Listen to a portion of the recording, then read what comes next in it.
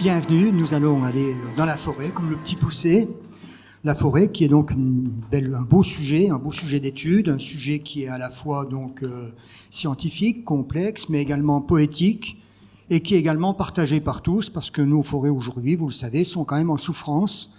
Et puis d'autre part, elles sont dans la globalisation, et les forêts, les bois sont des pondéreux comme les autres qui circulent au niveau de la planète. Donc il y a quantité d'enjeux pour parler de forêt. Et j'irais jusqu'à dire que ça peut être un psychosystème, ça veut dire ça peut être un lieu de conversation où chacun avance des raisonnements qui sont tout à fait bons, recevables, mais qui ne sont pas recevables par celui qui est en face. Qu'on soit un écologiste, qu'on soit Ikea, qu'on soit un forestier, eh bien on n'a pas du tout les mêmes problèmes.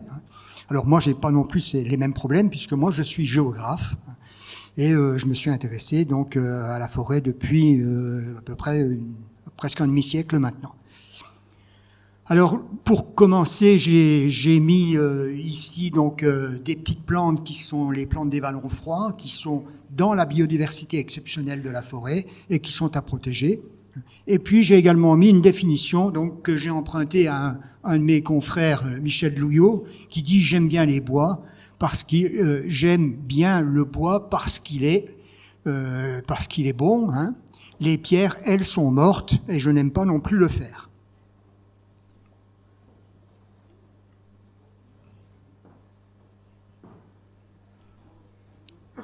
Alors, je commence par un brin de poésie pour montrer donc que la forêt a été également un objet d'artialisation, un objet qui a inspiré beaucoup les poètes, les artistes. Et que c'est un sujet où ce télescope, comme dans la pensée de Pascal, à la fois l'infiniment grand et l'infiniment petit.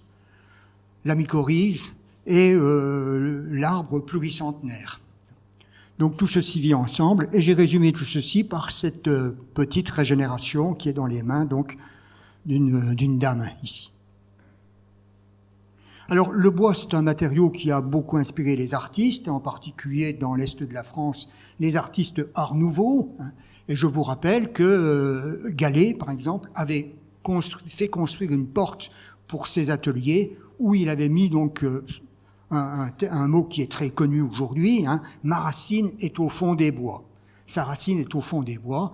Et puis, j'ai également mis sur cette même image donc un dessin de Volleben, qui est le forestier probablement allemand le plus connu à l'international et qui a fait fortune en plaidant sur les bois.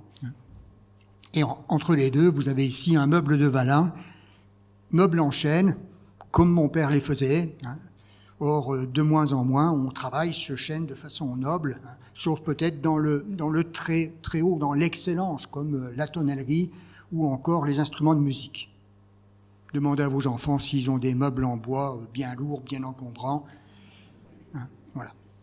Alors, les forêts de la France de l'Est sont des forêts qu'on va retrouver depuis très longtemps, en particulier dans la table de Peutinger, ou Peutinger, qui est donc un moine allemand qui a recopié une carte gallo-romaine.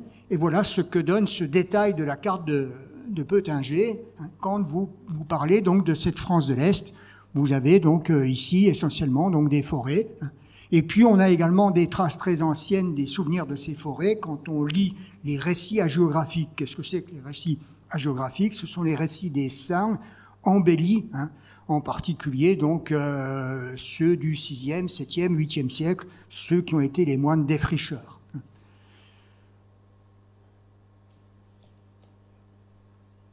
Alors voilà la proposition de progression que je vous fais. Un prof, ça fait toujours des plantes en partie. À la découverte du sylvosystème, parce qu'en effet, une forêt, c'est un système avec des entrants, avec des sortants, avec des aboutissants, avec du temps long, si possible du temps qui est rond, mais aussi du temps qui peut être bifurqué, qui peut être détruit. Les forêts meusiennes tout près d'ici ont été détruites par la guerre de 14 sur 16 500 hectares. La fameuse zone rouge. Donc, je parlerai tout d'abord de ce sylvosystème. Un sylvosystème qui, un peu comme une société d'arbres, c'est un peu comme une société d'hommes. On en parle en voyant des pyramides des âges, on en parle en voyant les espèces, la diversité, etc. Or, nos forêts, eh bien, il faut bien se rappeler qu'elles sont plutôt âgées, comme notre société ici est plutôt âgée, ce qui n'est pas ce qui n'est pas un signe de très bonne santé. Or, on verra qu'il est relativement difficile de l'exploiter dans le cadre d'un marché international, qui aime surtout des petits bois, mais des petits bois très bon marché, du type eucalyptus uruguayen, par exemple. Donc, on voit tout de suite, si vous voulez, toutes ces difficultés. Et puis, j'essaierai de montrer que la sylviculture, qui a fait la gloire, en particulier de l'Est, avec la très, très célèbre école de Nancy, où on a formé des milliers et des milliers d'ingénieurs forestiers du monde entier, y compris des Américains, y compris un Japonais, et qui aujourd'hui n'a un peu que l'ombre d'elle-même, puisque l'essentiel aujourd'hui est à Paris, vous le savez. Dans un deuxième temps, j'essaierai de montrer donc l'histoire de ces forêts en rappelant plusieurs choses. Tout d'abord, la forêt a longtemps été nourricière. Les Allemands disent Nährwald, forêt nourricière, ce qui veut dire qu'elle était biodiversifiée, qu'on y trouvait beaucoup d'arbres fruitiers sauvages, etc., et qu'elle était surtout très claire. Ensuite, je verrai que le bois combustible a permis donc de transformer ces forêts essentiellement en taillis sous futaie, et je rappellerai en particulier que la Haute-Marne était le premier département sidérurgique en 1790. Et puis ensuite, je verrai donc la conversion, autrement dit le passage du taillis sous futaie à la futaie. Et puis dans une troisième partie, je m'interrogerai sur ces forêts d'aujourd'hui qui sont confrontées à l'international. Est-ce que l'écologie vit bien avec l'international? Non. Même s'il y a des effets de parade, même si Ikea et d'autres vont vous dire qu'ils sont les protecteurs des bois, etc. C'est quand même très difficile de faire fonctionner à la fois donc un écosystème et une logique ultra-capitalistique donc d'industrie du bois. Parce que l'industrie du bois, c'est des millions, voire des milliards d'euros pour faire fonctionner des usines. Même le scieur vosgien, où il y a 10 emplois, eh bien, il a un matériel de sciage qui vaut plusieurs dizaines de milliers de millions d'euros. Donc, il faut pas se tromper. On est dans la même logique que les agriculteurs céréaliers qui sont aussi dans une logique capitalistique. Capitalistique signifiant donc beaucoup d'argent par tête d'emploi pour pouvoir avoir du matériel. Ça va, tout le monde me suit, c'est bon? Eh bien, c'est bien. Alors, abordons tout d'abord le sylvosystème. Sylvosystème, donc un mot peut-être plus savant que forêt, pour découvrir donc une machinerie. Parce que l'arbre, il est associé à l'eau, il est associé au sol, aux pins racinaires, aux houppiers, etc. Et c'est un être vivant. C'est souvent un être longélif. Ça encore, c'est une difficulté pour le forestier, parce que le forestier doit se projeter sur des arbres qui peuvent vivre 2 à 3 fois son espérance de vie. Donc c'est compliqué. Faut bien imaginer qu'actuellement, on récolte en chaîne de qualité des arbres qui ont été plantés sous le Second Empire. Voilà. Et ces arbres, entre autres aussi, ils aiment vivre ensemble. Voire, ils ont parfois des histoires d'amour ensemble. Et tout ce qui compose l'arbre vit ensemble, que ce soit les champignons, les mycorhizes, les pins racinaires, les houppiers, les oiseaux qui sont dans les arbres, etc. Tout cela fonctionne ensemble. Et je vais vous raconter une histoire de Vosgien. C'est l'histoire du hêtre et du sapin, qui s'aimaient d'amour tendre, tout simplement parce que le hêtre donne une litière tous les ans, que le sapin, lui, donne une litière tous les grosso modo 7 ans, que l'un donne une litière acide, que l'autre donne une litière plutôt de type mûle, ce qui veut dire que la proximité des deux est indispensable si on veut que le sol percole et qu'il n'y ait pas, si vous voulez, à faible profondeur, donc auto-étouffement donc des sols. Belle histoire d'amour. Donc c'est ce qu'on appelle la phytosociologie, des connivences entre les arbres. Et puis, bien sûr, alors, dans l'infiniment petit, il y a les mycorhizes, et ce sont en particulier les mycorhizes qui permettent de faire le combat des arbres, parce qu'aujourd'hui, souvent, les arbres sont en combat, en défense, pour se protéger. La sylviculture, elle est souvent entre économie et société, entre envie, temps court de l'économie et temps long, donc de la croissance des arbres, parce que même les arbres qui poussent vite, comme le Douglas, il leur faut quand même 60-70 ans. Hein. Donc, ça dépasse déjà quasiment notre espérance de vie. Et puis, bien, cette forêt, c'est donc aussi une architecture.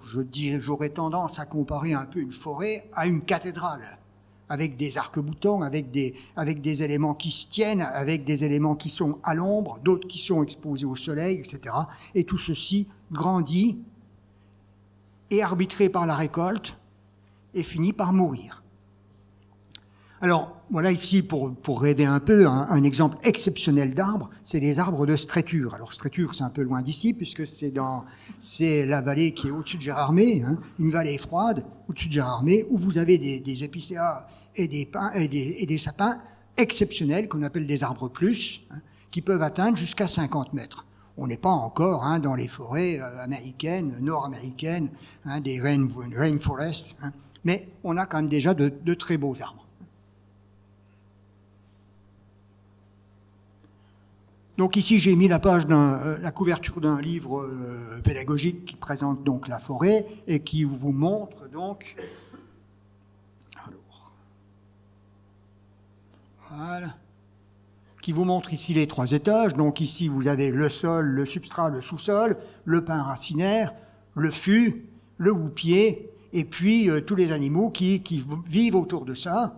Une des grandes richesses de la forêt, c'est en particulier le nombre de vers de terre à l'hectare, hein, environ 400 kilos à l'hectare, donc c'est une véritable richesse. Donc le pin racinaire, l'humus, les troncs, etc., je ne rentre pas dans le détail, ces humus sont extrêmement variés. Alors voilà l'anatomie d'un arbre. L'anatomie d'un arbre, donc avec ici donc le houppier, hein, autrement dit l'ensemble des branches que le forestier va vous donner si vous faites des affouages, hein, il va essentiellement vous donner ça, le tronc, le pin racinaire, qui peut être soit avec une racine carotte, hein, comme le chêne, soit avec un pin racinaire étalé, comme le hêtre chez nous en particulier.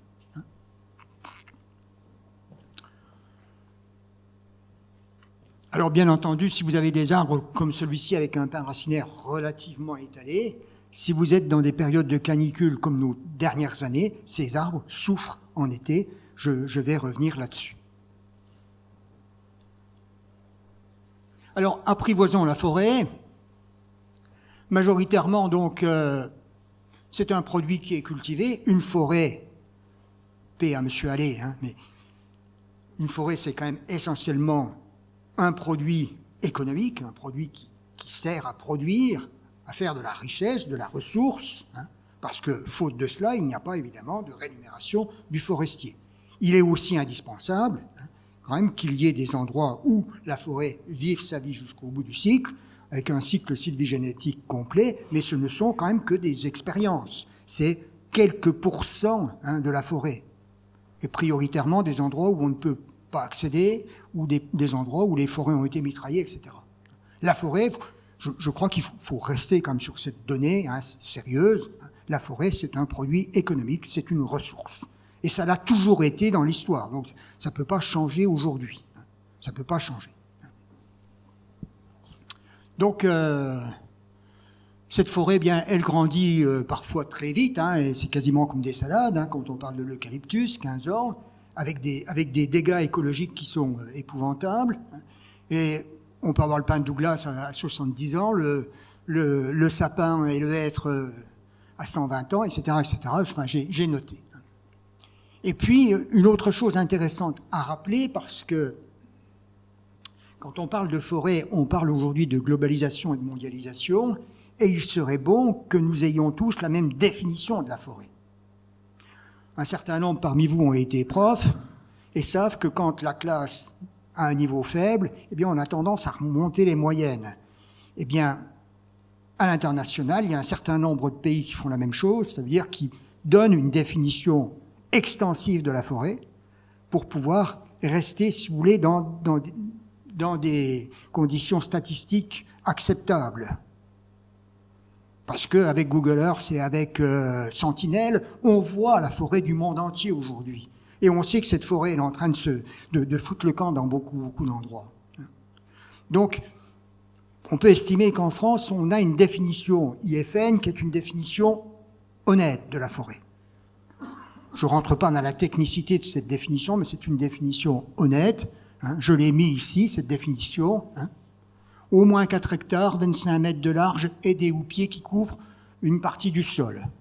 C'est une des définitions. Il y en a 2, en fait. Bon, c'est assez technique, donc je voudrais simplement attirer l'attention que dans beaucoup d'endroits, beaucoup de pays, aujourd'hui, donnent une définition extensive de la forêt, ce qui leur permet de continuer à percevoir des aides au niveau international ou à pleurer. Mais il faut regarder Sentinel pour avoir une idée précise des choses. Or, Sentinel envoie des images à longueur de temps sur toute la planète et tout le temps. Alors, en Europe, on a comme élément complémentaire de cette définition, on a un certain nombre de critères qu'on va retrouver entre autres dans Corinne Landcover, qui est donc une carte de la végétation, qui est assez précise au niveau donc de l'Europe. Alors, il faut aussi, bien entendu, ménager une place pour la forêt en dehors de l'économie, et cette place a été très longtemps combattue, enfin a été très longtemps défendue par M. Halley. Il avait raison. Il faut des laboratoires, il faut des lieux, des musées, si vous voulez, de la forêt. Il faut des endroits où cette forêt peut avoir son cycle sylvigénétique complet. Dans le Grand Est, il y a la forêt des Nintergés, par exemple, qui est dans cette logique. Alors pourquoi est-elle classée justement? Pourquoi la laisse-t-on vivre sa vie? Tout simplement parce qu'on est sur un versant alsacien, extrêmement raide, inaccessible, où on ne peut pas récolter les bois. Ça, c'est la principale raison qui fait qu'on a une forêt qui vit sa vie. On a d'autres endroits où on a des forêts qui vivent leur vie, tout simplement parce qu'on est dans des couloirs d'avalanche et qu'elles ont un rôle de protection. Voilà des exemples. Alors la forêt obéit à 4 fonctions. Prioritairement, donc je rappelais donc produire du bois, bois d'œuvre, bois d'industrie, bois de feu, bois énergie. C'est ce qui rémunère le travail de tous ceux qui sont dans la forêt. Et ça pourrait aussi aider à avoir une balance commerciale qui ne soit pas négative, pourquoi pas. Hélas, même notre balance commerciale agricole est redevenue négative, alors qu'elle était positive, vous le savez, depuis 69-68, grâce en particulier à quelqu'un de chez vous, puisque le ministre de l'Agriculture de Gaulle était l'ancien sénateur de la Haute-Marne, Pisani. Ouais. En second, cette forêt, elle a une fonction de protection, et en particulier, très longtemps, on nous a dit qu'elle captait le CO2. Je vous rappelle que beaucoup de forêts aujourd'hui sont en train d'avoir un bilan qui évolue vers le neutre. Ça veut dire qu'elle ne capitalise plus le CO2 comme elle le faisait précédemment. Alors, je ne pourrais pas vous donner des réponses scientifiques à ça parce que c'est pas mon cœur de métier. C'est pas mon cœur de métier, mais c'est une alerte évidemment très, très inquiétante. Ensuite, ces forêts, elles ont un rôle d'accueil. La forêt de Haye aux portes de Nancy, par exemple, est très visitée, bien entendu. La forêt de Barbizon a été la première forêt à être classée forêt artistique à l'époque de Napoléon III, à la suite donc de la demande des peintres de ceux qu'on appelait l'école de Barbizon, donc autour de Corot. Et puis aujourd'hui, bien Francis Martin, mon collègue de la fac de sciences, qui vient de prendre sa retraite, vient d'écrire un livre qui dit « La forêt est en guerre ». Ben oui, la forêt est menacée. Il connaît les forêts du monde entier, il connaît aussi nos forêts de chez nous. Et il était l'ancien patron du labo Arbre, l'Abex Arbre, dont j'ai montré le logo dans l'image un peu avant. Bref, on s'interroge sur les épidémies, sur la mortalité, la surmortalité, sur le remplacement des essences aujourd'hui. Tenir compte donc de la transition des forêts. Il n'y a pas que la transition énergétique, il y a aussi la transition forestière qui est en cours, avec pas mal d'expérimentations qui se font pas loin d'ici, puisque en forêt de Verdun, vous avez beaucoup d'expérimentations pour essayer donc d'intégrer donc des essences méditerranéennes. Hein. Alors, on faut être tout de même prudent. Napoléon III avait déjà tenté ça. Il avait mis du pain maritime en Sologne. Il y a eu des hivers extrêmement froids, avec tout à geler, bien sûr. Donc, maintenant, on a plein d'informations sur tout ça. Ce qui est sûr, c'est que les chiffres que je vous mets ici sont des chiffres qui sont tout de même inquiétants. Hein. Plus de 4% des forêts dépérissent. Hein. Ça veut dire qu'elles ont plus de 20% donc d'arbres morts aujourd'hui. C'est une grande inquiétude. Et puis, j'ai pas les statistiques des 4 dernières années. Alors, la forêt de protection, bon, j'ai montré un exemple, moi qui suis vosgien, je vous ai montré un bel exemple vosgien, c'est la forêt d'altitude, avec ici la hêtraie d'altitude, qui permet donc de défendre la forêt en limite des chaumes, hein, voire avec des arbres en port en drapeau, comme ici au Honeck, hein, vous avez des arbres qui sont sculptés par le vent. Hein. Bon, tout ceci est beau et poétique. Et puis, le cycle sylvigénétique, eh bien, il intègre, bien entendu, la coupe. Dans l'immense majorité des forêts, il faut intégrer la coupe dans la forêt. Et là, beaucoup de gens sont mal renseignés, parlent de forestiers qui font un mauvais travail, qui font des coupes rases, etc. Non. Hein. Ils font des coupes rases quand il y a des coupes sanitaires à faire, parce que ça s'impose, bien entendu. Hein. Si les arbres sont scolités, il faut les couper très vite parce qu'autrement ils vont gagner partout. Hein. Mais autrement, ils font ce qu'on appelle des coupes de régénération. Ça veut dire que quand les les futaies sont bonnes à être récoltées, on va couper grosso modo 9/10 de la futaie. Hein. On a déjà espéré avoir de la régénération qui vient en dessous. Et c'est ce qui est indiqué ici. Hein. Donc là, vous voyez, on va éliminer les arbres, on va en garder quand même quelques-uns, parce que si il y a un hiver froid, parce que s'il y a un été chaud, parce que si les régénérations crèvent ou qu'elles sont bouffées par le chevreuil, eh bien, il faut qu'il y ait quand même une deuxième possibilité de chance, et c'est les arbres qui sont maintenus, hein, qui sont donc et qui vont être récoltés lors de la coupe définitive. Tout ceci se fait sur un temps d'environ 10 à 15 ans. C'est-à-dire que quand on fait la coupe définitive, les premières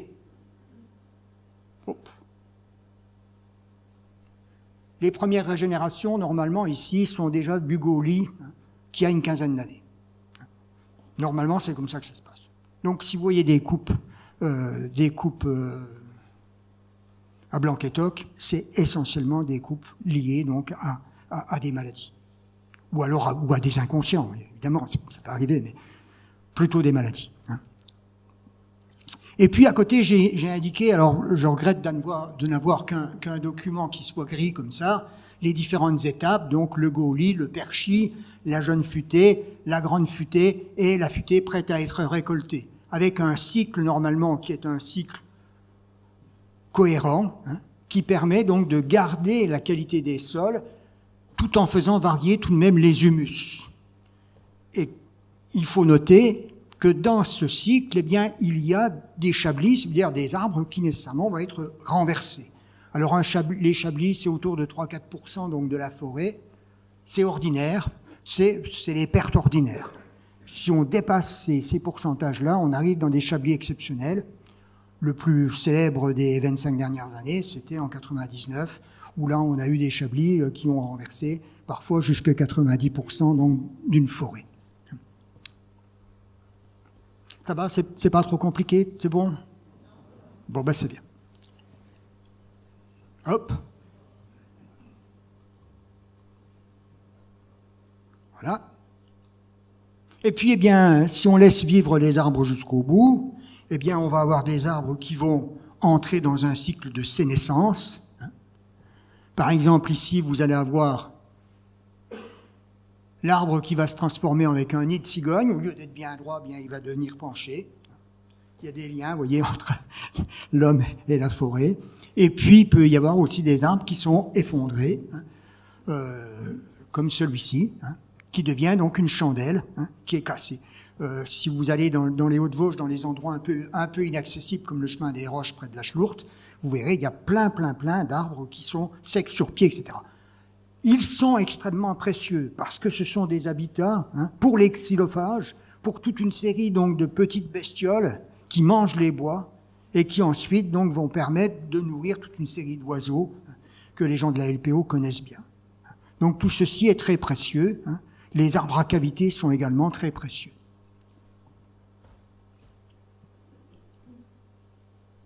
Alors, autrefois, avant que l'ONF devienne un EPIC, en 64, là c'est encore Pisani, eh bien on avait des conservateurs et on avait surtout une administration qui s'appelait Administration des eaux et forêts. Je trouve que c'est dommage d'avoir fait disparaître ce couple qui existait depuis Colbert, Administration des eaux et forêts, parce que les deux vont ensemble. Les deux vont ensemble et il était bon de les laisser ensemble parce que il y a du sens à travailler à la fois eau et forêt. Et à côté, j'ai indiqué donc un petit dessin pédagogique de Wohlleben qui, à la suite de ces différents bouquins, vient de sortir il y a 2 ans une bande dessinée. Donc vous avez une bande dessinée du travail de Wohlleben qui peut être donnée aux enfants pour comprendre un peu ce qu'est un sylvosystème. Alors je ne vais peut-être pas être trop important sur cette image qui vous montre que les sols forestiers évoluent avec l'âge des arbres et évoluent aussi en fonction des types de substrats. On a grosso modo 3 types d'humus. On a les meilleurs humus, ce sont les mules, les intermédiaires, ce sont les modères, et les morts, ce sont les humus qui décomposent mal. Par exemple, dans la taïga, vous avez des humus qui sont extrêmement épais et qui se décomposent très très mal et qui mettent un temps infini à se décomposer, sauf si le feu intervient. Or, vous avez d'immenses incendies qui se font dans la taïga.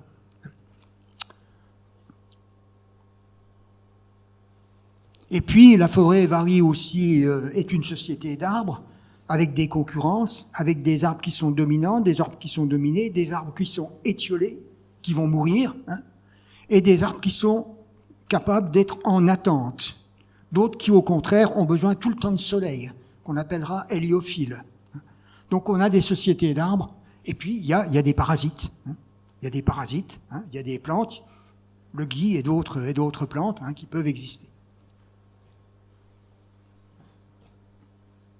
Alors ici, j'ai emprunté un dessin à Hans-Jürgen Hotto, qui est un des grands sylviculteurs allemands, qui était venu enseigner à l'école forestière de Nancy et que j'ai eu la chance de connaître.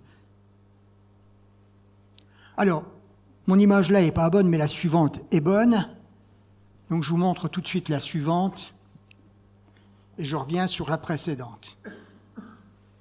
Quid à Saint-Dizier, donc, de la santé des forêts aujourd'hui? J'ai pris comme statistique la période 1991-2021, donc j'ai pas les 4 années de canicule. Et pourtant, si je parle de la saison végétative, avril-octobre, et si je fais le rapport P sur T, précipitation-température, j'obtiens ce qui est indiqué ici par quelqu'un qui a été à mon jury de thèse, qui s'appelle Monsieur Houzard. J'obtiens une barrette qui me permet de définir donc les types de situations. Par exemple, si P sur T est supérieur à 6, on aura hyperhumidité, humide, subhumide, déficient entre 3 et 4, subsec, donc type méditerranéen entre 2 et 3, etc. Alors si on regarde Saint-Dizier, bien si on regarde Saint-Dizier, j'ai fait le calcul, P sur T. Vous voyez qu'en avril, on a une bonne recharge, en dehors de l'épisode caniculaire que j'ai évoqué. On a une bonne recharge, et qu'on a encore une bonne situation ici en mai. Par contre, juin, juillet, août, on est déjà presque en subsec. Ça veut dire qu'on a déjà des arbres qui ont soif. Alors, quand j'étais enseignant et que je prenais les statistiques des 20 ans avant, j'avais pas ça. J'avais quasiment jamais de classement en subsec. Donc, c'est en devenant vieux et en faisant des conférences que j'ai malheureusement du classement en subsec, là où le classement était, disons, subhumide précédemment. Donc, il y a des inquiétudes à avoir pour nos forêts, et il y a nécessairement... Alors, je vous dis, si en plus vous intégrez donc les dernières années, il y a vraiment de quoi s'inquiéter en termes de résistance et de résilience, capacité à cicatriser donc des forêts. Donc ici, c'est chez vous.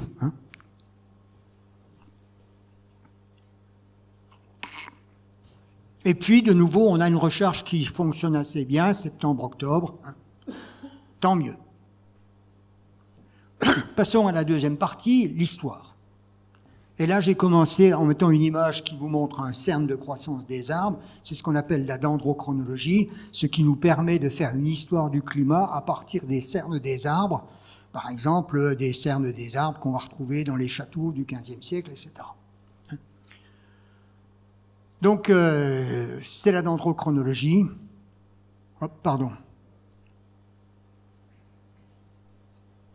Dendrochronologie, mais on peut aussi faire des études à partir de l'anthropologie, donc de l'étude des charbons, de l'étude des pollens, etc. Enfin, il y a plein d'outils scientifiques pour pouvoir aborder donc la forêt sur des temps très longs qui remontent jusqu'à sa période de concurrence entre l'herbe et la forêt, autrement dit à la fin des périodes froides. Donc trois choses, forêt nourricière, forêt combustible, forêt convertie.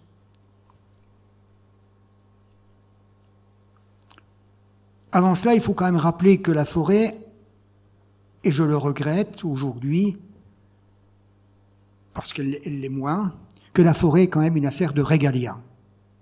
C'est une affaire d'État. Et tous les grands pouvoirs ont exercé un rôle important sur la forêt. Louis XIV a demandé à Colbert de lui faire ce que vous avez ici, l'ordonnance des eaux et forêts. Le code forestier a été fait par la Restauration. Chapeau à Charles X, qui est pourtant un roi assez médiocre pour le reste probablement, mais il a fait le code forestier, c'est-à-dire qu'il a donné un holà à toute la gabegie qui faisait que la forêt avait fortement diminué, 6,5 millions d'hectares en 1830, autour de 17-18 millions d'hectares aujourd'hui selon les statistiques. Et puis, la troisième grande date, c'est bien entendu 2010, avec les Grenelle 2 de l'environnement, qui actent donc la fin du code forestier et le passage donc à nos nouvelles lois forestières, 2012.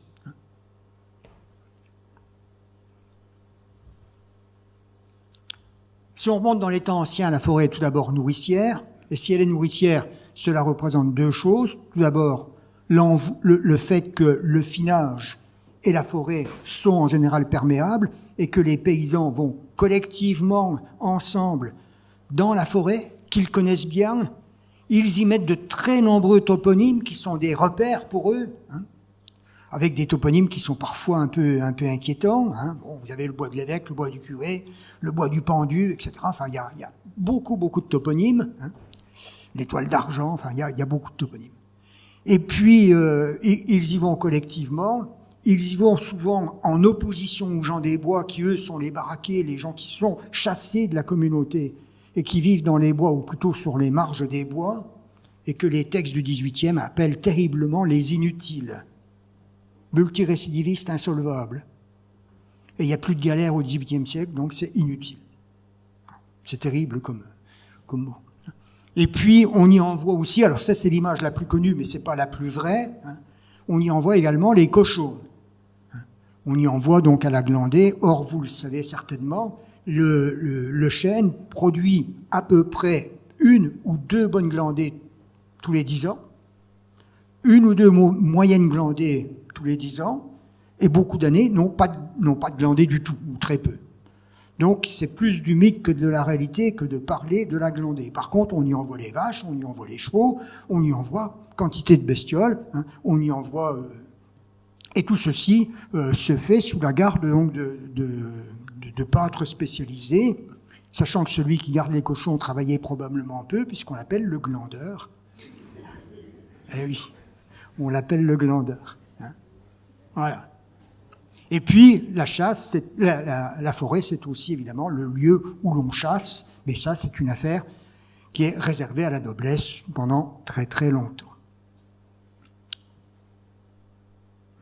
Alors voilà les défrichements donc des forêts, en particulier donc les grandes périodes de défrichement des forêts, c'est la Renaissance carolingienne, 8e siècle, le 13e siècle, qui va permettre de défricher, de dégager de l'argent et d'avoir des céréales qui vont permettre de faire un commerce, qui vont donc permettre de nourrir les villes, et ces villes vont avoir comme projet la cathédrale gothique.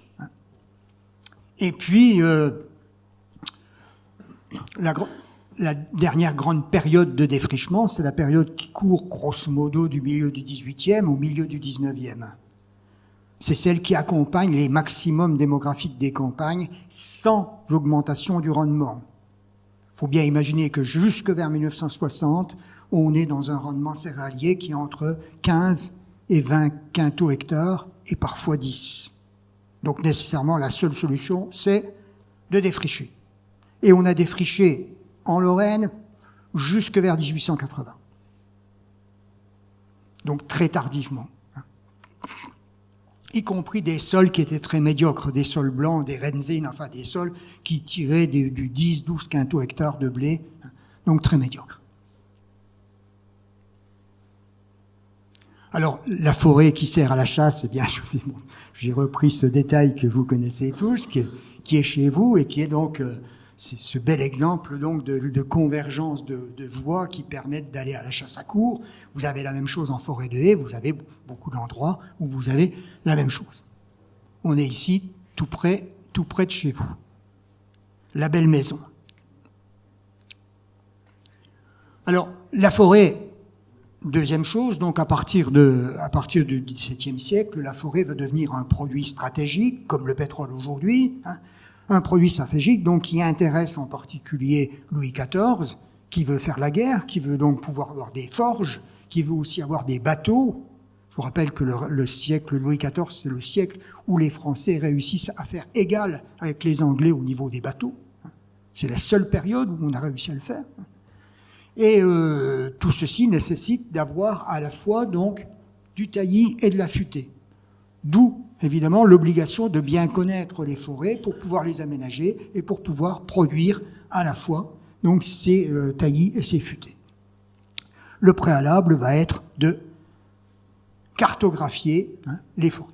Avant cela, je vous montre quand même quelques images qui vous rappellent que la forêt a en mémoire les sols et qu'aujourd'hui, en France en particulier, on est en train de couvrir l'ensemble de la France avec un lidar. C'est-à-dire un avion qui va bombarder et qui va permettre donc de restituer la topographie fine d'un territoire. Ça, c'est en train de se faire à peu près partout, y compris sous les forêts résineuses, si on passe en hiver. Donc ça, c'est un immense progrès qui a, disons, maintenant 25-30 ans. Le tout premier balayage lidar s'est fait à Stonehenge, il y a à peu près 30-35 ans maintenant. Ce qui permet donc de découvrir donc les traces du passé, et on peut les voir aussi, ces traces du passé, avec les différentes missions de photo aériennes de toutes sortes que l'on a à disposition pour connaître nos territoires, et l'épiderme de nos territoires. Alors l'épiderme de nos territoires, c'est par exemple le balayage lidar qui avait été fait de la forêt de haies, qui a bien sûr confirmé que c'était une centuriation romaine au IIIe siècle. Pourquoi était-ce défriché? Tout simplement parce que les sols étaient relativement légers, faciles à travailler, qu'ils étaient en hauteur, donc on pouvait surveiller si un ennemi venait. Et on a ici donc on a quelque chose qui est très clair, qui vous montre donc ces centuriations romaines du IIIe siècle, vues à partir du lidar et du traitement lidar. On a également des trous qu'on rencontre donc dans cette forêt de haies, tout simplement parce qu'il y avait des localisations de fer fort, du fer, donc non pas à 28-30% comme la minette, mais du fer fort à grosso modo 50-55, qu'on retrouve ici également dans votre région et qui a animé donc les forges. Alors on donne souvent un nom un peu savant à ça, on parle de palimpseste. Le palimpseste, à l'origine, c'est un document qui a été gratté, qui a été réutilisé et dont on reconnaît donc la première écriture. Donc notre écriture, c'est le globe, et on lit les différentes cicatrices de ce globe. Alors, la forêt nourricière a permis de conserver une forêt biodiversité, de grande biodiversité, avec beaucoup d'arbres fruitiers sauvages, merisiers, etc., etc. Et elle permit aussi, cette forêt, de chauffer les gens et de pouvoir disposer donc des matériaux nécessaires à la ferme. Sachant que jusque vers 1900, voire 1950, chaque fois qu'on a pu utiliser du bois, on l'a fait, surtout avant 1900. On avait pris, chaque fois qu'on avait du bois, on le prenait en priorité par rapport, évidemment, au fer qui coûtait cher. C'est ce qu'on appelle les affouages. Le mot est d'origine latine, ad focum, qui veut dire le foyer, qui permet donc de chauffer le pot et la soupe. Et voilà donc le taillis sous-futé, une image de taillis. Vous avez ici une souche, et la souche reprend donc tous les 25 ans ou tous les 15 ans, on peut avoir une récolte de bois. Seul inconvénient, si on recèpe tous les 15-25 ans le taillis, eh bien on a une forêt qui est toujours en stade juvénile. Or, vous le savez, si vous avez des petits-enfants, les petits-enfants, ça mange plus que nous. Eh bien, une forêt jeune, ça mange plus que nous aussi. Donc, si vous avez 5 ou 6 cycles de taillis dans une forêt, vous avez une forêt qui finit par être épuisée au niveau du sol, qui n'a plus de sels minéraux. Et puis, bien, tout ceci se voyait devant les maisons dans l'est de la France, dans les maisons avec en particulier sur l'usoir lorrain, donc les gros tas de bois qui permettaient de chauffer la maison. Donc, à partir, grosso modo, de Louis XIV, la première chose qu'on va faire, c'est qu'on va essayer d'identifier les forêts. Et c'est surtout à l'époque de Louis XV, avec les progrès de la cartographie, qu'on va cartographier les forêts pour pouvoir ensuite les aménager. Donc, la première décision, c'est comme quand vous faites une maison, vous allez déjà piqueter votre terrain. Eh bien, là, le forestier va piqueter son terrain, autrement dit, va identifier sa forêt. Après, il va la diviser en morceaux. En général, il va la diviser en 4, 3 quarts taillis, 1 quart futé. C'est ce qu'on appelle le quart en réserve.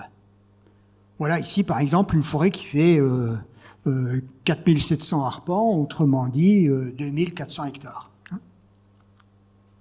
Et on fait déjà de belles cartographies et on borne les forêts, bien entendu. On borne les forêts comme ici, ou comme sur ce petit détail ici de dessin. Gare à celui qui va dépasser les bornes. Et puis, quand on a fait la surface, eh bien, deuxième étape, donc là, on a le périmètre. Là, après, on va découper en morceaux la forêt pour pouvoir faire des coupons de taillis. Par exemple, en 1750, on va couper le taillis ici, premier, 1751, 52, 53, etc. Et 25 ans après, on va revenir ici. C'est le système du taillis sous-futé, qui est un système donc qui vaut ce qu'il vaut, qui correspondait aux besoins du temps et surtout qui essayait de ne pas trop épuiser la forêt. Ici, vous reconnaissez peut-être l'abbaye de Clérieux, donc à côté de Nancy. On faisait donc cohabiter 2 sylvicultures, le taillis et la futée, sachant que la futée était en quelque sorte la caisse d'épargne de la forêt, puisque c'est là qu'on avait des beaux bois qui permettaient en particulier de trouver des hommes debout pour construire les charpentes, enfin ceux qui tenaient les charpentes des maisons, mais aussi construire des bateaux. Je vous rappelle que jusqu'en 1834, je crois, la marine a eu préemption sur les forêts pour pouvoir construire des bateaux. Voilà. Et ces arbres donc étaient élevés jusqu'à ce qu'ils aient entre 120 et 180 ans. Alors, l'essor des bouches à feu, autrement dit des forges et autres usines, était un essor qui était rural. Si la Haute-Marne était le premier département de forges de France, c'est parce que ces forges étaient extrêmement dispersées. Vous en avez également beaucoup dans le sud de la Meuse, vous en avez dans beaucoup d'autres endroits. Et ces forges avaient nécessairement besoin de beaucoup de taillis sous-futés pour pouvoir alimenter donc les forges qui étaient en général installées au bord de l'eau pour pouvoir avoir des roues, pour pouvoir faire tourner les martinets, etc. Et puis quand les forêts étaient trop enclavées, trop lointaines, eh bien on faisait appel aux charbonniers. Puisque le charbonnier, quand il construit une meule, qui va faire par exemple 10 tonnes, eh bien il va avoir du charbon qui va perdre toute son eau et qui va garder sa valeur calorifique. Ce qui est donc extrêmement important, puisqu'après il suffit d'avoir des ânes pour porter le charbon de bois en direction donc de ce qu'il faut. Je vous signale en particulier que les archives de Haute-Marne avaient en 2016 fait un très beau catalogue d'exposition. C'est un très beau livre, si vous voulez vous faire un cadeau, c'est vraiment un très beau livre. La Haute-Marne dévoile ses plus belles cartes. Je ne sais pas si vous le connaissez, mais c'est un très beau livre. Il est encore disponible parce que moi je l'ai acheté il y a peut-être 3 ans. Donc, très très beau livre que vous pouvez trouver aux archives de votre département et qui fait un peu un plaidoyer pour votre département. Donc ces forges, etc., ont été occasion à construire des cartes pour voir comment ça fonctionnait. Par exemple ici, vous avez une forge avec son territoire qui est borné, et ici vous avez toute la forêt qui dépend de la forge et qui permet d'alimenter et de nourrir donc le haut fourneau. Et ici vous avez une carte qui vous montre donc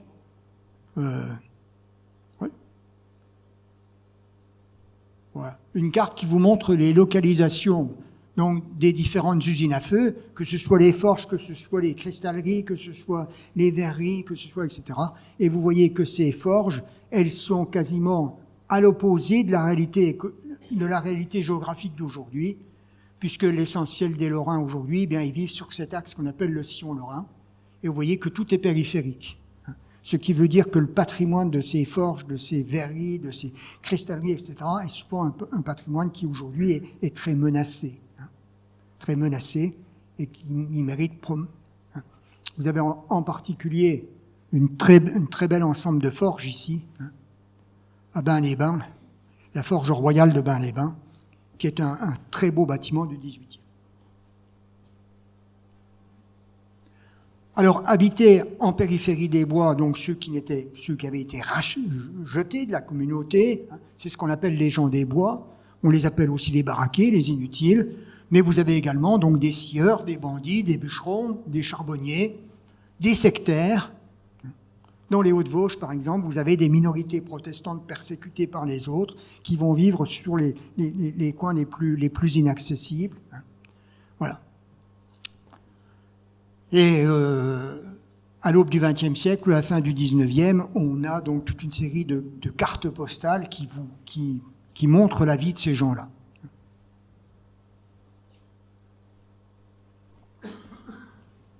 Alors, les scieurs ont été aussi des personnages folkloriques dont on a beaucoup parlé, et à une époque où ils sont en train de disparaître, les tout derniers scieurs sont en train de disparaître, vous avez un film 1964 que probablement vous avez vu ou dont vous avez entendu parler, le film donc avec Ventura et Bourvil, qui s'appelait donc Les Grandes Gueules et qui essayait de faire revivre donc le passé de ces hauts-fers, de ces scieries traditionnelles qui débitaient grosso modo moins d'1% de ce que fait aujourd'hui une scierie moderne en une année. Mais c'était écolo, ça fonctionnait qu'à l'eau. Pas le scieur. Ouais. Ouais. Et puis vous aviez aussi quantité de petits métiers, des petits métiers de toutes sortes, en particulier des gens qui faisaient des sabots, des essis, autrement dit des planches qui permettent de protéger les façades. Vous aviez des scieurs de l'ombre, qui en général se déplaçaient, et puis vous aviez aussi et partout des débardeurs qui avaient besoin donc d'avoir des bœufs. ce qui explique que dans toutes les régions donc de forges, etc., vous aviez des vallées ouvertes parce qu'il fallait avoir tout simplement du foin pour pouvoir nourrir les bœufs. Et que tout ceci s'est refermé dans les années 50-60 du XXe siècle. On avait également donc du flottage qui se faisait un peu partout, en particulier sur la Meurthe, sur la Moselle ou sur la Sarre. Et il y a à Raon-l'Étape donc toute une série de tableaux qui montrent comment fonctionnaient ces flotteurs. Les cartes postales de la fin du 19e, début 20e montrent les derniers survivants de ces activités, qui avaient comme nom les Walous, les voileurs, ceux qui portaient les voiles. L'étape de la conversion. En 1830, la forêt est totalement ruinée. Les abus perpétrés par le pouvoir, en particulier par une économie de guerre qui perdure de 1792 à 1815, font que les forêts sont épuisées. Elles vont l'être quand même un certain temps, et un des grands signaux d'alarme de ces dysfonctionnements vont être la répétition des crises hydrologiques, des crues de toutes sortes, la plus terrible étant celle de 1856, qui a fait des milliers de victimes en France à l'époque de Napoléon III. Parce que l'éponge que forme la forêt n'est plus assez suffisante, ni en quantité ni en qualité, pour pouvoir écrêter les crues. C'est voilà. Donc, en 1827, le Code forestier est promulgué, mais il va falloir attendre, grosso modo, 1860 pour que les conditions deviennent favorables au passage à la futée. En effet, jusque-là, les conditions ne sont pas favorables. Les très pauvres qui vivent dans les campagnes du maximum démographique, vous avez tous regardé la taille de vos villages, et vous avez tous vu que ces villages atteignaient leur maximum en général entre 1845 et 1860. Donc les très pauvres sont dans les villages. Et tant qu'ils sont là, eh bien, la forêt pour eux est une bouée de secours en quelque sorte. Donc il va falloir attendre qu'ils partent, que l'exode rural les chasse, que la ligne de chemin de fer leur permette aussi d'acheter un billet sans retour, et que l'industrie donc offre des emplois pour pouvoir voir fondre, puis voir des villages qui vont devenir astènes, ça veut dire qu'ils vont perdre trop de population. En particulier en Meuse, vous avez une dégringolade démographique qui se poursuit encore aujourd'hui, mais c'est presque exceptionnel comme condition. Et puis, à partir de 1837, les bateaux de fer, par exemple, évincent les bateaux en bois, etc. Enfin, la situation change. Ça veut dire que le tuilage énergétique entre le bois et le charbon va pouvoir se faire progressivement. Je dis bien tuilage et non pas transition, parce que le mot transition n'est pas pertinent.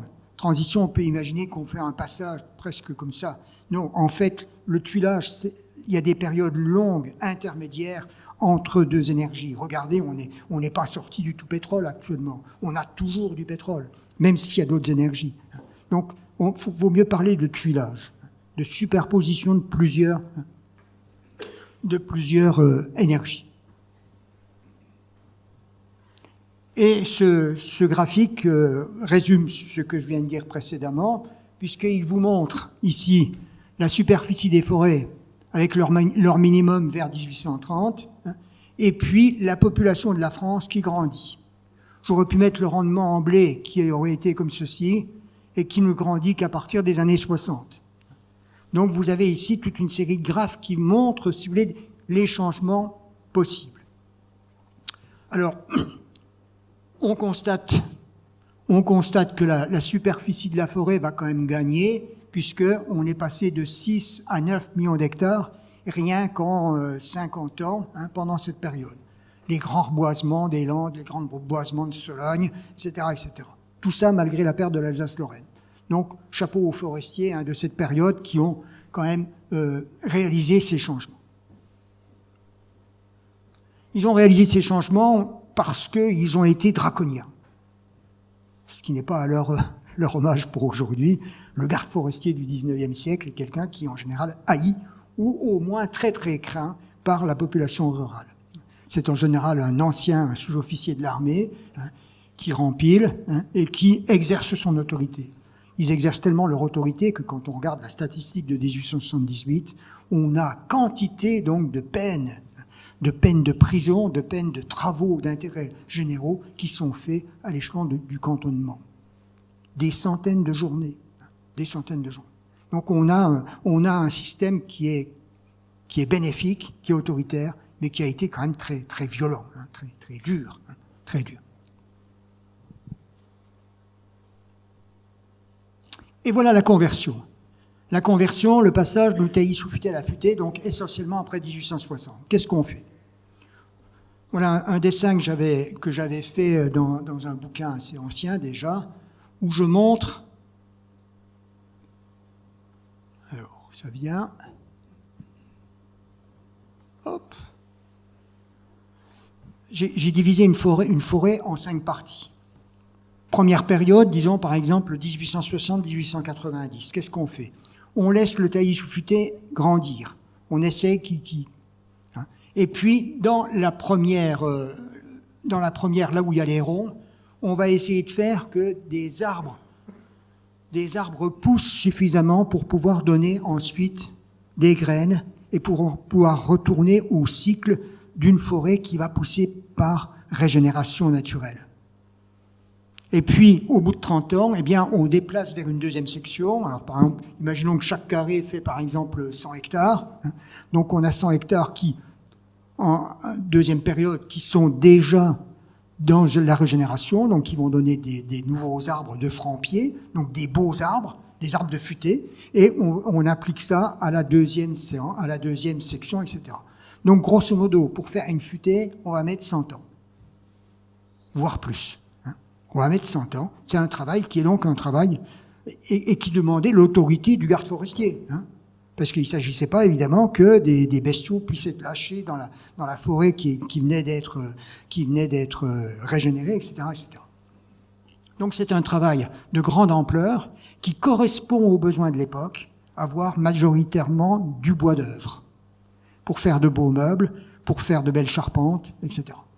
Vous avez bien compris qu'aujourd'hui, on n'a plus besoin de tout ça. Au mieux, on a de la fermette. Souvent, on n'a pas de charpente du tout.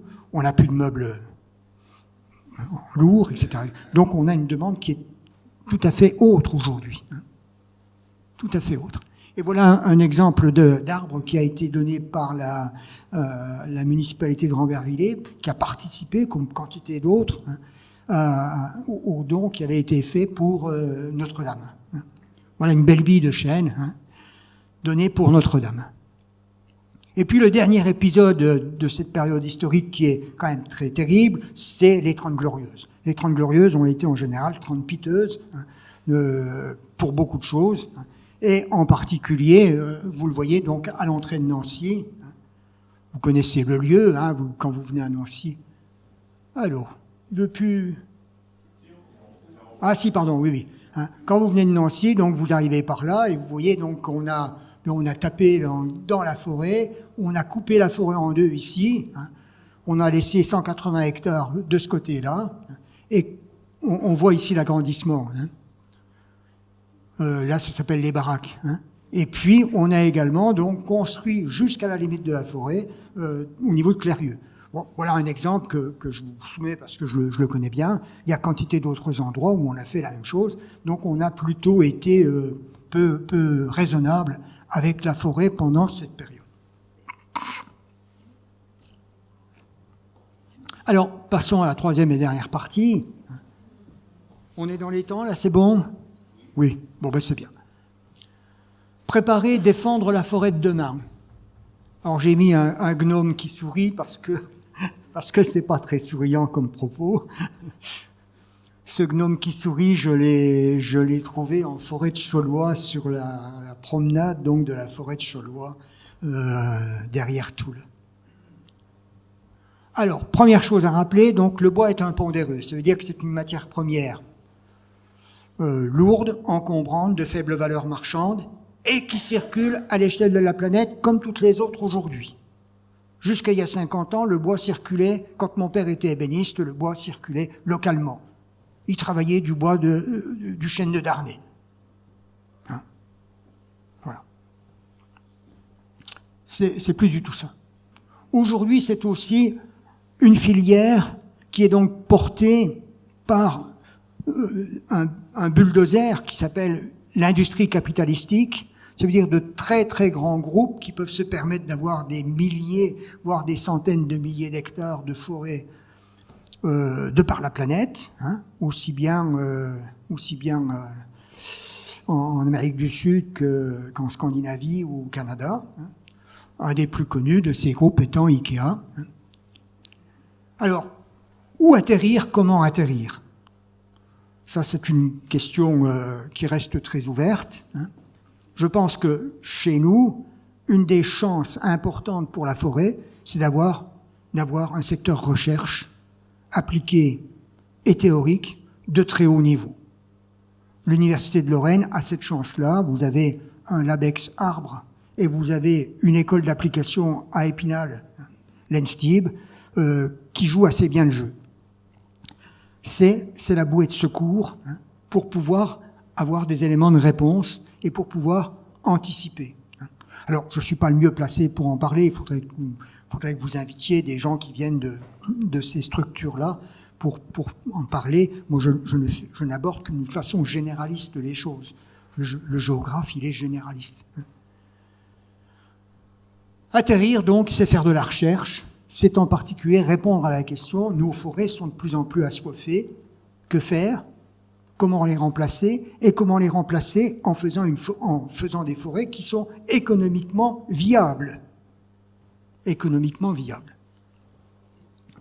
Parce qu'il n'y a pas en dehors de quelques pourcents de forêts qui sont des forêts donc laboratoires, le reste, il faut que ça vive, il faut que ça rapporte, il faut que ça produise, et il faut pouvoir injecter ensuite de l'investissement.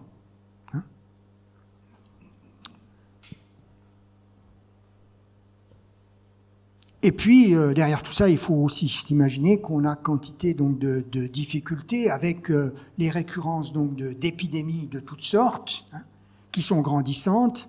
Alors évidemment, on connaissait déjà le scolite, on connaissait le processionnaire, etc. Mais visiblement, on a de moins en moins d'endémies et de plus en plus d'épidémies de ces arbres-là. Donc c'est une inquiétude forte. Alors, je m'interrogeais, est-ce qu'on peut renouer avec des logiques de proximité ?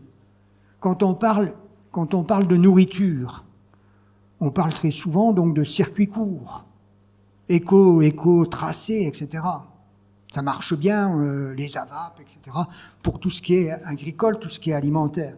C'est beaucoup plus difficile à mettre en place si vous voulez parler de forêt. Alors, vous avez bien un logo éco-certification des bois, etc.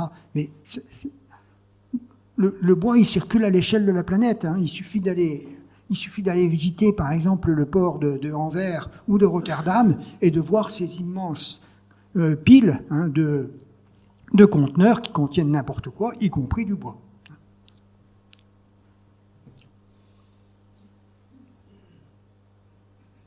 Et si j'ai mis cette image, c'est simplement pour vous rappeler que le bois est un pondéreux comme les autres et on peut le traiter comme une salade. Hein. On peut couper, en particulier, pas chez nous, mais dans les Landes, on peut couper la forêt comme on couperait les salades, avec une grande cisaille qui vous coupe les arbres, qui vous les trie, les débite, les range, les classe, etc.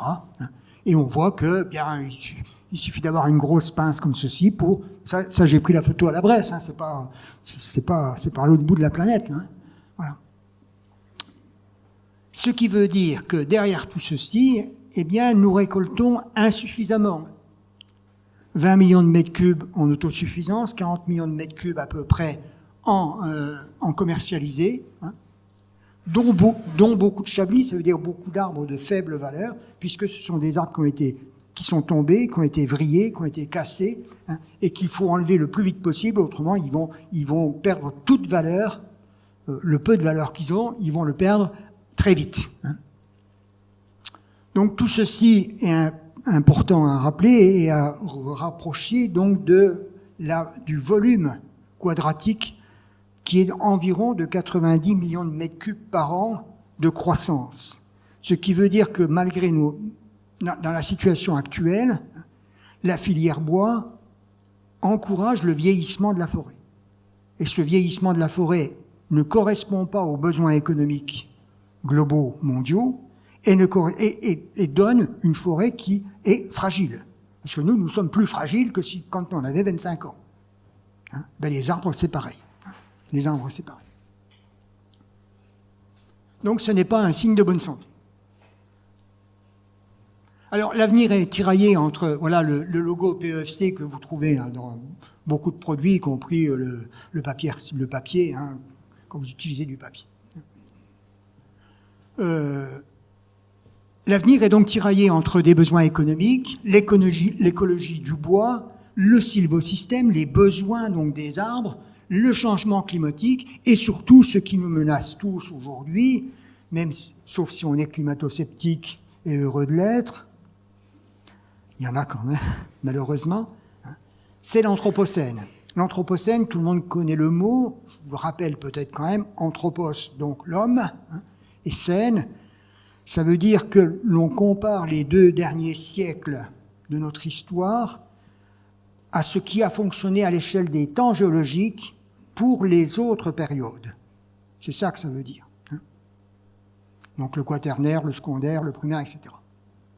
Quand j'avais des élèves, il y a très longtemps, des petits élèves, je leur disais, l'histoire, ça correspond grosso modo à une pile de papier qui fait la hauteur de la tour Eiffel, et nous, on est le dernier carreau de la dernière feuille. Bon, c'est une façon évidemment amusante d'essayer de les relativiser, mais l'anthropocène, c'est ça, c'est ce contact entre les 2 derniers siècles et le reste. Alors, j'ai mis en parallèle à ça donc un graphe qui montre l'évolution du bois d'œuvre, BO, du bois d'industrie, BI, et du bois énergie, et qui vous montre donc les évolutions depuis 70 jusqu'à 2016, qu'on peut prolonger avec la grande pointe évidemment de 2000 liée au Chablis, en ce qui concerne les bois d'œuvre. Vous voyez qu'on a tout de même des efforts qui se font, puisque le bois énergie actuellement grandit, prend de la place, et c'est tant mieux parce que ça permet de donner du revenu aux forestiers et du revenu à assez court terme, puisque on récolte là des bois qui font 15, 20, 25 ans. Alors ce qui est inquiétant, c'est bien sûr qu'une part croissante des récoltes sont faites sous la forme de Chablis, autrement dit, sont soldées, sont dépréciées. Alors, l'avenir de la forêt passe par l'investissement dans la recherche, oui, en particulier le Labex Arbre que vous retrouvez ici, et dont le patron a été Monsieur Martin, que j'ai signalé tout à l'heure, Francis Martin. Si vous aimez la forêt, vous pouvez lire ses livres. Il a fait un effort pour faire des livres qui soient adaptables, si vous voulez, aussi au grand public. Et tout ceci s'inscrit dans la logique de bilan carbone, de transition énergétique et de valorisation donc des petits bois, des bois de diamètre de moins de 20 en général. Il faut trouver des marchés pour ces bois. Alors quand on est du bois uruguayen, on trouve très facilement les marchés, parce que les prix de main-d'œuvre, etc., sont très bas. Mais nous, on a beaucoup plus de mal à écouler ce genre de produits, même si on en a. Et puis, eh bien, ce retour vers des forêts jeunes est quelque chose qui perturbe probablement l'esprit des forestiers qui ont été appris pendant des générations à faire de la futaie, à élever des futaies, autrement dit, à élever des arbres longélifs. Il faut maintenant penser à avoir d'autres types de pyramides des âges et également conserver des îlots de vieillissement. C'est ce que M. Halley vous aurait évoqué si la mort ne l'avait pas frappé. Quelle part accorder aux îlots de vieillissement? Quelle part accorder au bois de trituration? Quelle part accorder au bois énergie, sous toutes ses formes? Bien, ce bois énergie, en voilà ici deux exemples, les stères de bois traditionnels du passé, et puis tous ces bords de route qu'on peut avoir, hein, où on va donc classer des lots de houppiers en bois énergie qui va être essentiellement du bois de trituration, du bois d'échiqueté, voire du lamelé collé dans certains cas.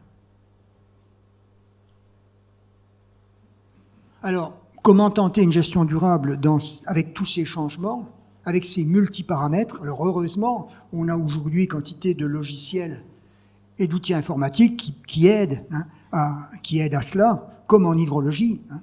En hydrologie, maintenant, à Nancy, on sait faire passer une crue de 800 mètres cubes sans qu'il y ait d'inondation. Et en 83, elle faisait 600 mètres cubes et il y a eu trois inondations. Hein. Voilà. Donc aujourd'hui, eh bien, on a des outils et puis on a aussi des héros de la forêt qui sont parfois très bruyants, très discrets. Hein. Comme ici, par exemple, le gobe-mouche à collier, hein, qui a failli créer des grandes empoignades en Lorraine, parce que ce gobe-mouche à collier, il est identitaire donc des forêts subhumides hein, qu'on trouve autour du Lindre. Et il est classé avec une protection européenne. Donc, il fallait le protéger. Et puis, il y a d'autres héros dont on parle beaucoup et qui éventuellement déchirent l'opinion publique. Hein. Il y a le loup, il y a l'ours. Alors, le grand tétras, il a presque malheureusement disparu. Hein. Il y en a un au Königsbourg, mais il est entaillé. Hein. Il a presque disparu, c'est bien triste.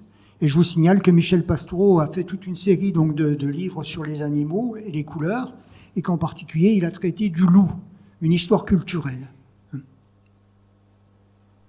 Il a fait l'ours aussi. Alors, c'est sans compter les épidémies qui nous inquiètent fortement. J'en cite quelques-unes. Alors, l'assoiffement des forêts, bien entendu, mais aussi hein, les pandémies de toutes sortes, hein, en particulier le typographe, la charalose du frêne, hein, les dégâts liés au hanneton forestier, hein, la hausse de la mortalité des arbres. Je vous ai donné deux statistiques, ici 2008-2022. Vous voyez qu'on a plus que doublé hein, la mortalité des arbres. Alors même si 1 million par rapport à 90 millions de croissance, ça fait que 1 et quelques pourcents, mais c'est quand même inquiétant. Et la hausse des forêts dépérissantes. La tempête de 90 et de 99, j'ai marqué 90, mais je pense que je voulais mettre 99, a beaucoup heurté les esprits, a beaucoup traumatisé les forestiers. Aujourd'hui, eh bien, ils voient la régénération se faire partout, la cicatrisation se faire partout, et c'est tant mieux.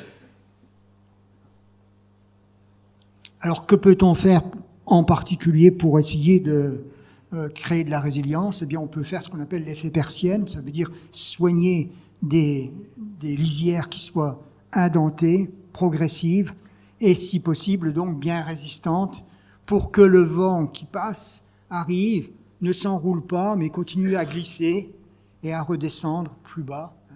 Autrement dit, à faire un peu les montagnes russes, si vous voulez, sans trop détruire de forêt. C'est ce que proposait Hans-Jürgen Otto dans ces forêts persiennes, dans ces lisières persiennes.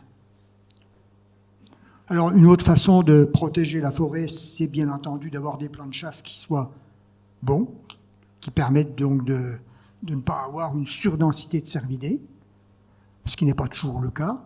Une des bonnes façons de protéger les régénérations, c'est aussi d'encourager la protection de tout ce qui est mûr, hein, tout ce qui est mûrier, tout ce qui est épineux, hein, tout ce qui permet de protéger ce qui est en dessous.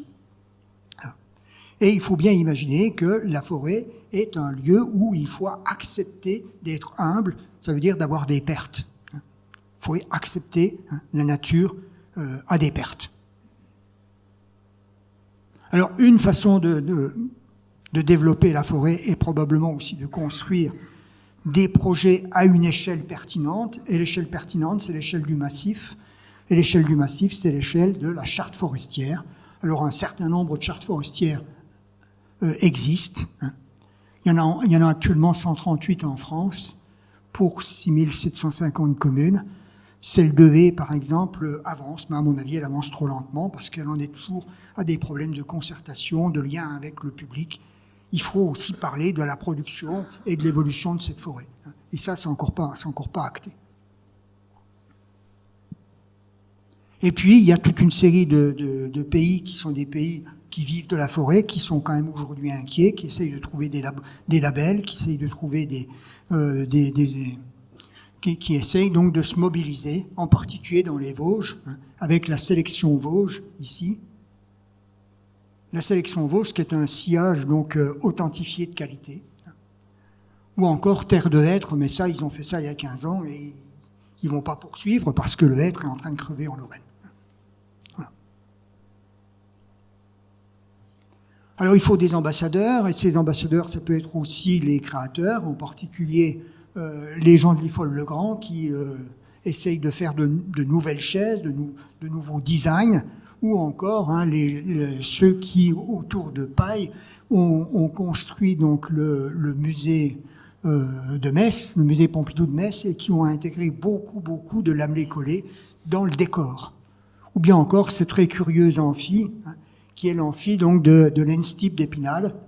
Rassurez-vous, quand on est dedans, on n'a pas du tout l'impression d'être dans quelque chose qui est penché, mais de l'extérieur, voilà ce qu'on trouve.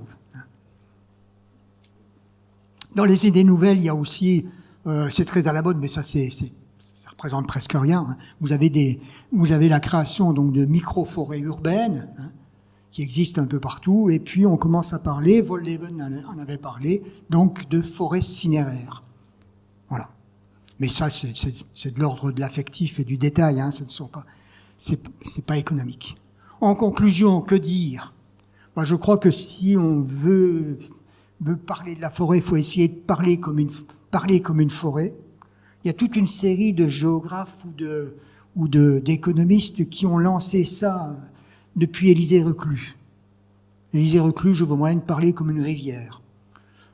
Aldo Léopold disait, moi j'aimerais bien de parler comme une forêt ou comme une montagne. Je crois qu'il faut essayer de parler pour essayer de rentrer dans le sujet, qui est un sujet, vous l'avez compris, compliqué, un sujet plein de tensions, un sujet plein de difficultés.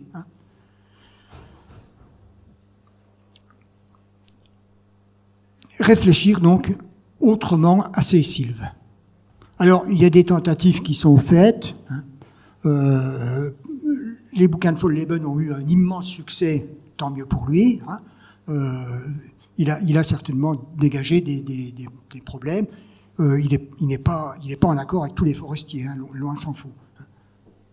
Et puis, il y a d'autres livres qui sont sortis, celui de Francis Martin, par exemple, il y a 2 ans.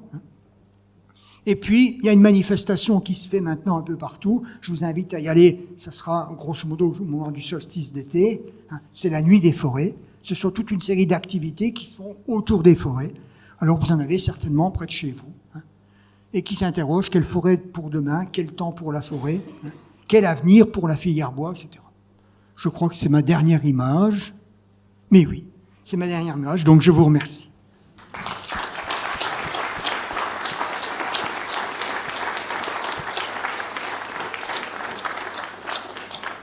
Et je suis à votre disposition pour répondre à quelques questions. Donc j'ai le micro, n'hésitez pas. Allez, c'est toujours la première qui est... Premier. Je vais vous poser la première question. Est-ce que ce que j'ai raconté était à peu près simple? Parce que vous avez compris que c'est très compliqué, la forêt. Bonsoir. Moi, j'aurais voulu savoir, vous avez parlé de la définition des forêts dans le monde entier, que c'était très variable. Je voulais savoir s'il y avait au niveau européen, s'il y avait une sorte d'harmonisation pour que les statistiques soient assez cohérentes ou pas. Non, il n'y a pas d'harmonisation européenne, il n'y a pas de droit forestier européen, et il y a même un pays comme la Belgique qui a trois droits forestiers, l'un wallon, l'autre flamand et l'autre bruxellois. Mais bon, disons que les statistiques européennes sont toutes à peu près dans la fiabilité. Ça veut dire qu'elles se rapprochent quand même assez. C'est les autres pays, moi, qui m'inquiètent. C'est les pays qui qui perdent leur forêt et qui essayent de biaiser en baissant le niveau, évidemment, de l'exigence forestière pour essayer de conserver des statistiques. Voilà. Oui, je vous écoute. Moi, je suis vosgien, donc j'ai vu effectivement l'évolution, et parfois on a un peu joué les apprentis sorciers. Par exemple, lorsque j'étais petit, il y avait encore les fermes d'altitude, les prairies d'altitude. Oui. Dans les années 50-60, on a tout reboisé en épicéa, et tous ces reboisements d'épicéa sont pratiquement tous morts ces dernières années avec les scolytes. Est-ce que la nature, quelque part, ne se penche pas un petit peu Alors, l'herboisement en montagne, donc dans les années 50, sont liés à la reconstruction, au fait qu'on a une filière bois qui est extrêmement déficitaire à l'époque, et il y a toute une série d'aides qui ont été distribuées par le FFN, mais le Fonds forestier national, mais ces aides, elles ont été appliquées à des parcelles qui n'avaient pas été remembrées. Donc les gens ont reboisé 30, 50 arts, etc. Autrement dit, à une échelle économique qui était pas pertinente du tout. Et puis, les gens, après, ont vieilli, leurs successeurs ont abandonné les forêts sont devenues des nids à maladies, et il a fallu attendre la grande tempête de 99 pour qu'une bonne partie de ces hagis, donc, tombent. Mais ça, c'est plutôt l'arbre derrière la forêt. Ça représente, même dans les Vosges, ça représente 5% peut-être de la couverture forestière. Mais c'est celle qui est la plus vue. Je vous rappelle que les forestiers, quand ils font un aménagement, ils font aussi des cartes d'exposition à la vue pour voir comment est perçue la forêt. Mais vous avez raison de poser la question. Bon, il y a peut-être encore une question? Oui? Oui, excusez-moi, mais j'ai suivi les différentes conférences qu'on a eues sur la forêt. Oui. Mais il y a un secteur dont on ne parle jamais. Alors peut-être que vous, en tant que géographe, c'est difficile pour vous. Ce sont les gens qui font la commercialisation, qui, dans bien des cas, forment une espèce de mafia, une espèce de pègre, où il n'y a aucune transparence, aucune traçabilité des bois. Exportent des bois vers des pays qui nous prennent un petit peu comme des pays qu'on colonise et nous renvoient ensuite leurs produits finis, et on ne parle jamais de cette catégorie. Mais mes parents et arrière-grands-parents appelaient ça les 3 B, les marchands de biens, les marchands de bois et les marchands de bestiaux. Et il y avait une image tout à fait édifiante de cette catégorie de personnages. Alors, je ne généralise pas, je ne mets pas en cause, évidemment, les forestiers, etc., qui sont des gens souvent très vertueux, très respectueux d'une certaine éthique, mais malheureusement, il existe au niveau de la commercialisation, et ça a été amplifié par la mondialisation actuelle et le trafic des containers, des gens tout à fait en dehors de l'éthique, en dehors voire de la morale, enfin, si je ne suis pas... Alors les 3B que vous avez évoqués étaient des gens, grosso modo, assez honnêtes, tant qu'on était dans des marchés qui étaient locaux, régionaux, où les bois circulaient peu. Les changements se sont opérés à plusieurs niveaux. Tout d'abord, les enchères descendantes faites par les forestiers pour les forêts domaniales, ce sont des choses qui appartiennent maintenant un peu au folklore, tous les bois se vendent autrement, et puis surtout, donc, les bois sont des produits mondialisés qui circulent comme des fétus de paille. On peut transporter les bois comme on veut, et il est sûr que on a les mêmes problèmes pour le bois que pour la viande qu'on a retrouvée dans certaines préparations de pâtes qui avaient fait scandale, je crois, au niveau de la viande de cheval il y a quelque temps. Tous les produits circulent à l'échelle de la planète avec parfois une certaine opacité. Ça, c'est sûr. Alors, sauf s'il y a des labels, comme mais le label PEFC, par exemple, il touche pas tous les bois qui sont récoltés. Hein. Loin s'en faut. J'ai essayé un petit peu de répondre à votre question. Ça vous va? Mais du coup, la question que je me posais, moi, c'était, et pour faire une analogie avec l'agriculture, est-ce que la forêt, du coup, cette question avec la mondialisation à outrance, ne pâtit pas du fait que il y a peut-être pas en termes de professionnels, on voit bien, je fais une analogie avec le Mercosur aujourd'hui, on voit bien que la question elle est la même. On est bien sur quelque chose de mondialisé. Il y a 130 000 hectares d'eucalyptus rien qu'en Amérique du Sud, hein, pour Ikea. Hein.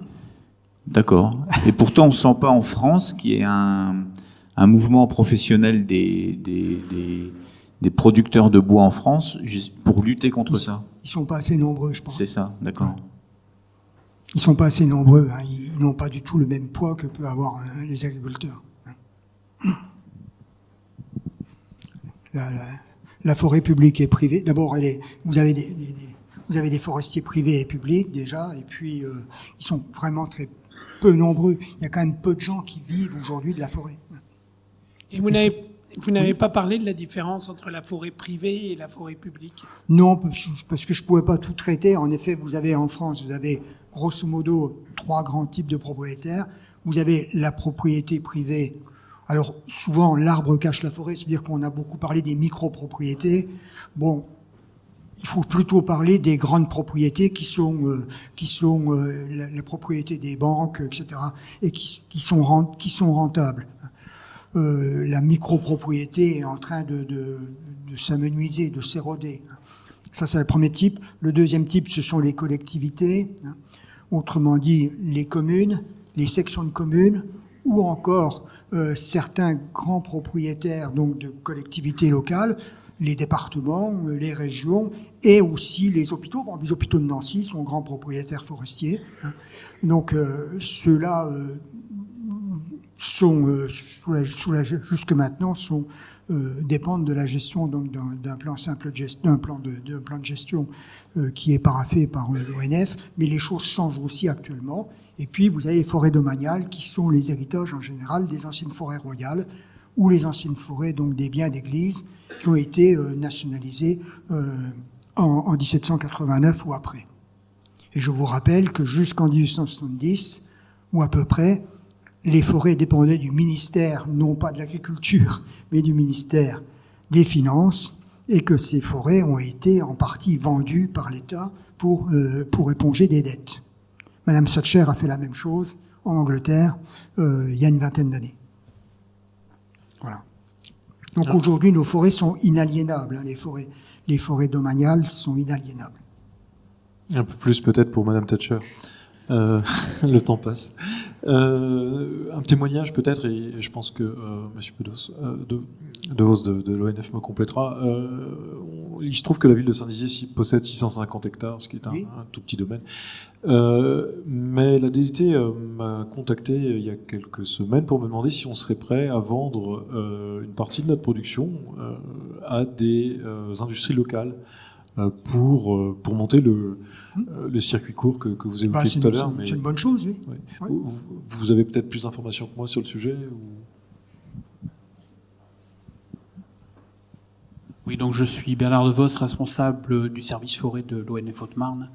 Et donc nous avons évidemment de nouveaux moyens de commercialiser les produits, c'est-à-dire que les contrats d'approvisionnement, c'est ce qu'on essaye de développer, c'est-à-dire qu'on va mettre à disposition une certaine quantité de bois à un acheteur en fonction de qualité prédéfinie.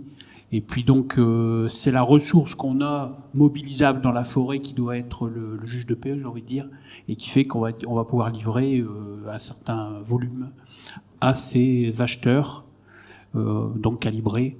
Donc ça fait une filière plus locale, effectivement. Et même pour ceux qui font de la première transformation, il peut y avoir des bois qui sont vendus sous réserve que la première transformation se fasse en Europe. Donc on a aussi maintenant toutes ces certifications qui nous permettent de maîtriser un peu mieux la mondialisation autant que possible. Hein. Ça reste un domaine, comme vous l'avez dit, assez compliqué parce qu'on est sur un marché mondial. Mais quoi qu'il en soit, ça permet aussi d'écouler les produits et de faire en sorte qu'on puisse réinvestir et transformer la forêt comme vous l'avez indiqué, monsieur. Alors, j'ai fait un discours qui pouvait parfois être simplificateur, hein, parce que ça s'imposait. Mais il est vrai qu'il faut essayer de retourner vers des filières plus locales et que les chartes forestières, quand elles sont mises en place, donne un volet recherche pour le massif, donne également un volet insertion sociale éventuellement, mais surtout un gros volet donc de que faire de ma ressource, de ma récolte, et comment donc pouvoir la valoriser. Et comment expliquer éventuellement au grand public cette démarche. Par exemple, une partie des bois de la forêt de Haye sont aujourd'hui recyclés dans le cadre de la Tour des énergies, qui est au Haut-du-Lièvre, et qui permet donc d'avoir une partie donc énergie bois sur le Haut-du-Lièvre. Donc ça, ce sont surtout des politiques de développement local entre les acteurs, forestiers privés ou publics, et puis donc les décideurs. Voilà. Donc je pense que c'est une bonne chose si la mairie de votre ville souhaite donc valoriser sur place une partie des bois. Ce que je trouve intéressant, c'est les décalages de discours d'un intervenant à l'autre, forcément. Et sur la table ronde, le bois énergie, notamment d'un des universitaires qui venait d'Épinal, j'ai oublié son nom, malheureusement. Oui, était pas du tout sur. Enfin, lui disait que aujourd'hui, c'était plutôt le bois énergie. Il voyait pas ça comme une bonne chose. Et c'est vrai que il y a peut-être au niveau bilan carbone, etc., des effets induits qui sont pas bons. Hein. Ça, c'est possible. Quasiment plutôt sur ce que ça produisait sur la forêt. Et c'est vrai que je trouve que l'émergence aujourd'hui du bois énergie, ça fait quand même beaucoup réagir le public. Et vous parliez des bords de route avec ces tas de piles de bois qu'on voit en bord de route. Et effectivement, ça donne une image un petit peu particulière, effectivement, de la gestion forestière. Ça laisse penser, effectivement, qu'on coupe tout, parce qu'on voit des énormes tas de bois le long des routes. Et je trouve que ça modifie un petit peu le regard qu'ont les gens maintenant sur cette gestion forestière, avec cette impression que on va trop loin, justement, voilà. Et lui mettait plutôt en avant il disait que l'avenir de la forêt, la forêt se sauverait par le bois d'œuvre. Voilà. Et ça permettait d'échanger d'une conférence à l'autre. Tous les forestiers avec qui j'ai été, qui ont été bercés par la création donc de FUT, c'est-à-dire les gens qui ont entre, disons, 70 et qui auraient 120 ans maintenant, étaient sur ce discours-là, mais on était avant la mondialisation. Moi, j'ai bien connu, des gens comme Roger Blais, par exemple. Voilà, c'était des créateurs de futaies et de belles futaies. Écoutez, j'espère que tout ça vous amènera un autre regard et que vous aurez aussi un œil critique, parce que j'ai peut-être dit des choses qui ne sont pas nécessairement toujours justes. Hein. C'est un sujet compliqué. Hein. C'est un sujet compliqué. Voilà. Merci à vous. Merci, écoutez.